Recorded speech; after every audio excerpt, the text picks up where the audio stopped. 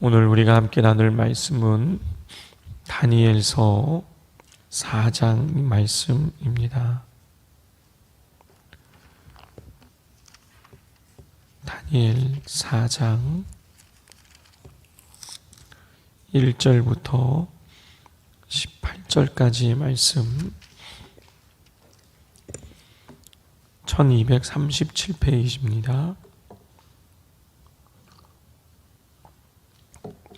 한 절씩 교독하겠습니다. 느부갓네살 왕은 천하에 거주하는 모든 백성들과 나라들과 각 언어를 말하는 자들에게 조서를 내리노라. 원하노니 너희에게 큰 평강이 있을지어다.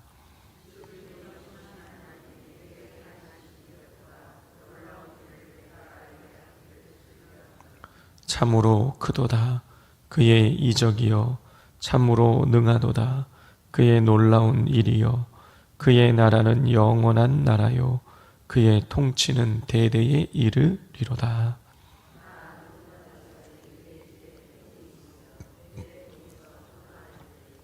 한 꿈을 꾸고 그로 말미암아 두려워하였으니 곧 침상에서 생각하는 것과 머릿속으로 받은 환상으로 말미암아 번민하였었노라.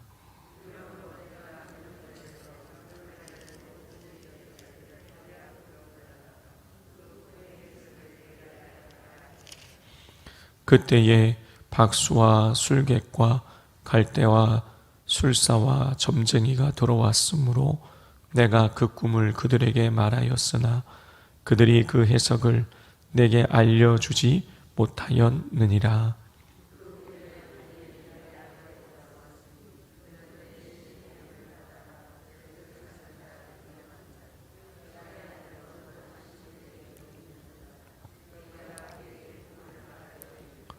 박수장 벨드사사라, 내 안에는 거룩한 신들의 영이 있은즉 어떤 은밀한 것이라도 내게는 어려울 것이 없는 줄을 내가 아노니 내 꿈에 본 환상의 해석을 내게 말하라.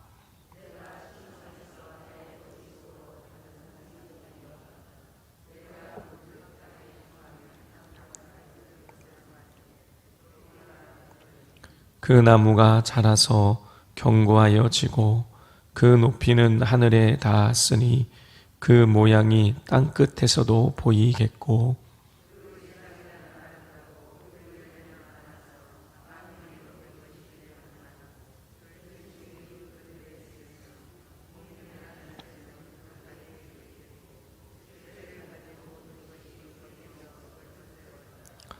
내가 침상에서 머릿속으로 받은 환상 가운데에 또 본즉 한 순찰자 한 거룩한 자가 하늘에서 내려왔는데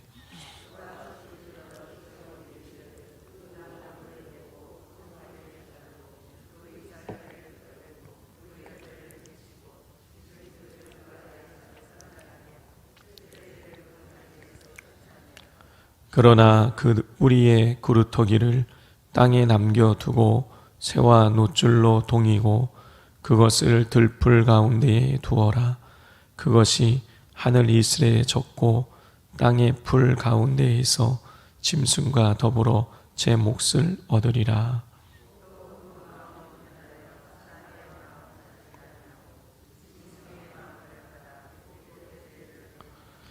이는 순찰자들의 명령대로요 거룩한 자들의 말대로이니 지극히 높으신 이가 사람의 나라를 다스리시며 자기의 뜻대로 그것을 누구에게든지 주시며 또 지극히 천한 자를 그 위에 세우시는 줄을 사람들이 알게 하려 함이라 하였느니라. 느부갓네살 왕이 이 꿈을 그 해석을 내 나라가 뭐든지 내게 오직 너는 능히 하리니 이 거룩한 신들의 영이 내 아래에 있음이라. 아멘.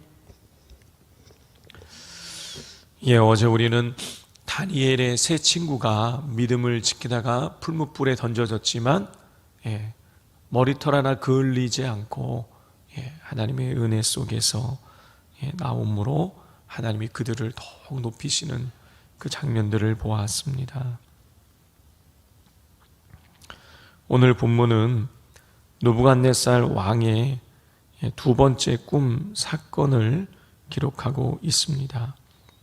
자, 그런데 오늘 본문인 4장은 굉장히 특이한 장입니다. 왜냐하면 다니엘이 아니라 느부갓네살 왕의 1인칭 관점으로 자신의 이 간증을 기록하고 있기 때문이에요. 자, 1절을 보면 느부갓네살 왕이 바벨론의 모든 백성들에게 조서를 발표합니다. 이 조서라는 것은 요즘으로 치자면 대통령 담화문 같은 것이죠. 국민들에게 담화문을 발표하는 거예요. 자, 그런데 이 국민들에게 발표한 이 조서의 시작이 이렇게 됩니다. 우리 2절 말씀 같이 읽겠습니다. 지극히 높으신 하나님이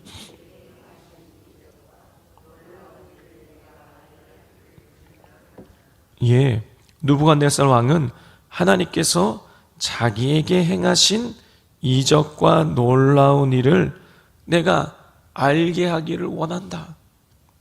무슨 얘기입니까? 쉽게 얘기하면 내가 체험한 하나님 내가 너희에게 전하고 싶다. 간증하겠다라는 거예요. 내가 받은 하나님을 내가 소개해주고 싶다. 그렇게 이야기를 하고 있는 것입니다. 담화문 시작이 그렇게 되는 거예요. 그리고 3절을 보면 하나님을 높이죠. 하나님이 크시고 하나님의 이적이 참으로 능하고 놀랍고 하나님 나라가 영원하고 하나님의 통치가 대대에 이를 것이다 라고 하면서 하나님을 높여요.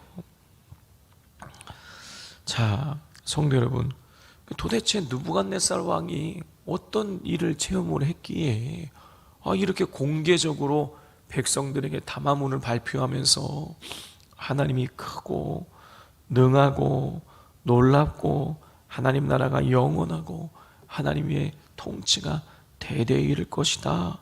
어떻게 이런 도대체 무슨 일을 경험했기에 이렇게 하나님에 대해 하나님을 높이고 있는 것일까요? 자, 4절을 보면은요, 이 느부갓네살 왕은 더 이상 이 바벨론을 대적할 만한 세력이 없는 그야말로 태평성대의 시간을 누리고 있었어요. 자, 그렇기 때문에 나 느부갓네살이 내 집에 편안히 있으며 내 궁에서 평강할 때에라고 이렇게 증언을 하고 있는 것이죠. 평안했어요. 바벨론을 당시에 대적할 만한 세력은 전 세계 어디에도 없었습니다. 이 바벨론의 제국은요, 인류 역사에 있어서 10손가락 안에 꼽힐 만큼 되게 큰 나라, 영토가 어마어마한 인도부터 구스에 이를 만한 엄청난 큰 제국을 이루게 됩니다. 자, 그런데 이렇게 평안할 때에 그를 근심시키게 하는 일이 하나 발생해요. 우리 5절 말씀 함께 읽겠습니다. 한 꿈을 꾸고 그로 말미암아 두려워하였으니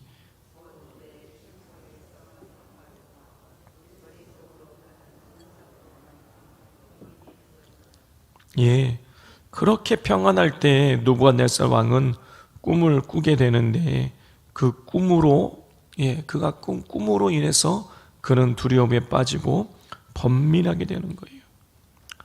4절에서 내가 평안했다, 평강했다 그러는데 꿈 한 번으로 그 평안함이 다 깨지는 겁니다. 전 세계에서 가장 큰 제국을 건설하고 수많은 부를 축적하고 강력한 군대를 가지고 있는데 꿈 한 번으로 평강이 깨지는 거예요.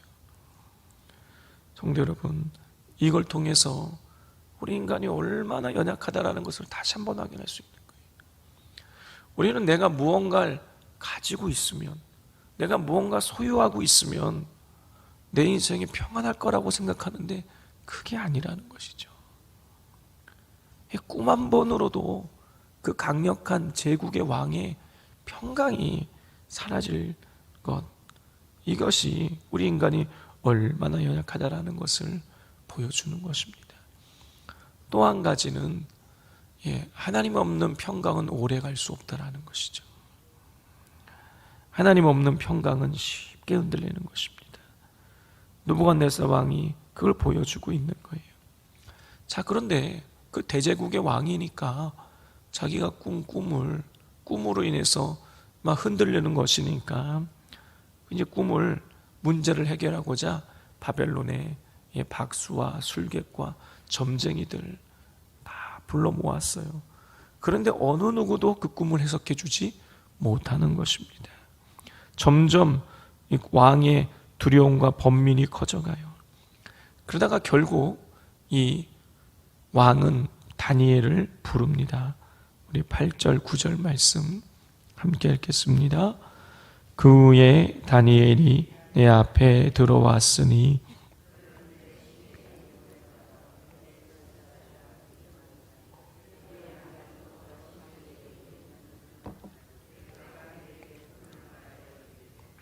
박수장 벨드사사라,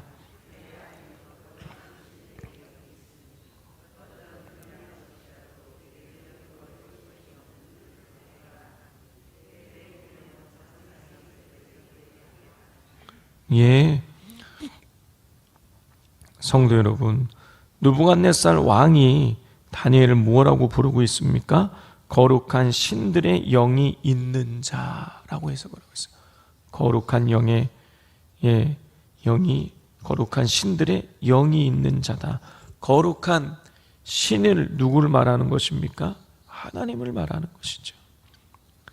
이미 이 느부갓네살 왕은 다니엘로부터 꿈 해석을 한번 받은 적이 있어요. 그 어떤 꿈이었습니까? 왕이 꿈을 꿨는데 머리는 금으로, 가슴과 팔은 은으로, 배와 넓적다리는 동으로, 그리고 종아리는 쇠로 된 이 큰 신상을 꿈을 꾸었는데 그걸 이미 다니엘이 한번 해석해 준 적이 있어요. 그렇기 때문에 이 느부갓네살 왕은 이 다니엘에게 진짜 다니엘이 믿는 하나님의 거룩한 영이 다니엘에게 있다라는 것을 알고 있었던 것이죠. 그래서 이미 꿈의 해석을 한번 받았기에 최후의 수단으로 다니엘을 또 불러서 꿈을 해석해 달라고 그렇게 요청을 했던 것입니다. 그런데 다니엘이 꿈을 해석해줘서 이 왕은 평강을 얻게 돼요. 자, 그러면 도대체 이 왕이 꿈꾸면 무엇이냐? 10절부터 17절 사이에 나오는데요.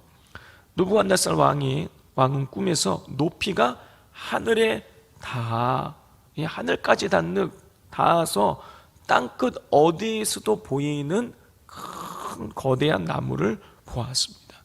그 나무는 당연히 잎사귀도 무성하고 아름답고 열매도 많아서 사람들도 짐승들도 그 나무에 와서 쉬기도 하고 열매를 따먹기도 하고, 새들은 그 나무에 집을 짓고 살면서 그 나무로 인해서 풍요로움을 누리게 되었어요. 그런데 순찰자가 하늘에서 내려와서 그 나무를 베어버리고 가지를 자르고 열매를 해짓고 짐승들을 떠나라고 그렇게 명령을 내리는 것입니다. 그러면서 순찰자, 즉 하늘에서 내려온 거룩한 자는 그 나무의 그루터기는 남겨두고 새와 놋줄로 그 그루터기를 묶고 짐승과 함께 지내게 될 것이라고, 짐승의 마음으로 7대를 지내게 될 것이라고 알려주는 것이에요. 느부갓네살 왕의 꿈을 들은 다니엘은 꿈을 해석해 줍니다. 땅 중앙에 하늘까지 닿는 그 나무는 느부갓네살 왕을 상징한다라는 거예요. 대제국을 그 당시에 가장 큰 대제국을 건설한 그 느부갓네살 왕, 그게 높은 나무로 상징이 된 거예요. 그리고 그 나무가 땅 끝에서도 보인다라는 것은 느부갓네살 왕의 권세가 땅 끝까지 지금 미치고 있다라는 것이죠. 그런데 그 나무가 배임을 당하고 그 그루터기만 남게 된다라는 것은 느부갓네살 왕이 땅 끝까지 미치는 권세를 잃게 되고 왕위를 완전히 잃지는 않게 된다라는 거예요. 그루터기는 남아있다라는 것은 그 기세가 꺾이지만 왕위는 남아있다라는 거예요. 그러면서 느부갓네살 왕을 상징하는 나무의 그루터기가 쇠와 노수로 묶여진다라는 것은 느부갓네살 왕이 정신적으로 이상해진다라는 것을 나타내는 것이죠. 우리 예수님 시대에도 어떻습니까? 그 거라사 귀신이 나타나고 막 그 군대 귀신 들린 사람들을 어떻게 했습니까? 사람들이 쇠사슬로 막 묶었다라는 막 그런 얘기가 나와요. 그러니까 이게 그 정신이 이상한 사람들을 당시에는요, 이 막 이상하게 행동하고 그러니까 쇠사슬로 막 묶었단 말이에요. 이게 그루터기를 쇠와 노수로 묶은다라는 것은 정신이 이상해진다라는 것을 상징하는 거예요. 그런데 그렇게 정신이 이상한 짐승의 마음을 가지고 7대를 보낸다라는 것은요, 그 정신이 이상해져서 들짐승과 함께 7대를 보낸다. 7대라는 것은 그 당시에 셈법으로 따져보면 3년 반을 말하는 거예요. 이렇게 느부갓네살 왕의 꿈은 그가 모든 권세를 빼앗긴 채 정신이 이상해져서 짐승과 함께 3년 반을 보내게 된다라는 그런 꿈이었다라는 거예요. 느부갓네살 왕이 그 이야기를 듣고 충격을 받는 것이죠. 지금 천하를 호령하던 이 왕이 갑자기 정신이 이상해져 가지고 3년 반을 짐승과 함께 광야에서 보내게 된다. 자, 상상할 수 없는 일인데 그는 꿈을 꾸었고 하나님께서는 다니엘을 통해서 그런 일이 일어날 것이라는 사실을 알려주게 된 것이에요. 왜 하나님께서는 느부갓네살 왕에게 그런 꿈을 꾸게 하신 것일까요? 우리 17절 말씀을 같이 읽겠습니다. 시작. 이는 순찰자들의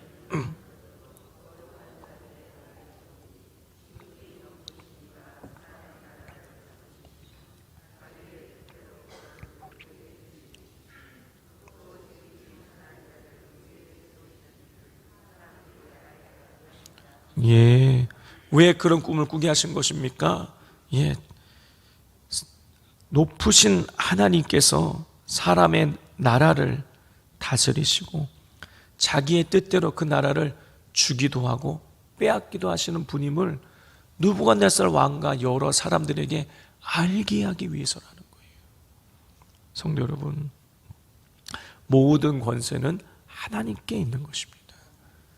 모든 것이 다 하나님께로부터 나오는 거예요.